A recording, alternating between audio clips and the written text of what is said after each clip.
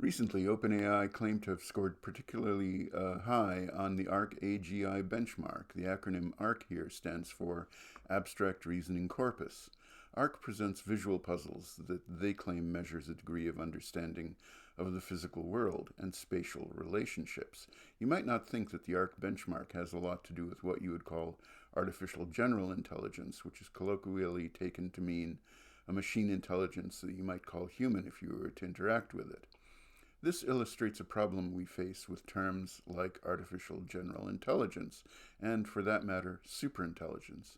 In many ways, in specialized domains in which we send people to many years of graduate school, we have superintelligence in the machine intelligences that outperform most of the people trained to do the same task with human brains.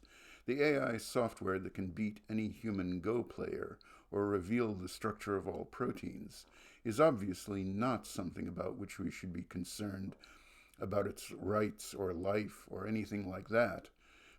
We can turn it off without qualms about whether we've put some being into a coma. We can reach in and modify it without concerns that we're committing brain surgery without consent. The results of our experience with recent advancements in AI tells us something about our own brains and the unnatural things we ask them to do in the professions that require postgraduate education. It tells us something about whether artificial intelligence needs the same considerations as human consciousness, but it hasn't presented us with a complete picture yet. If what's going on between our ears isn't computation, it must be magic.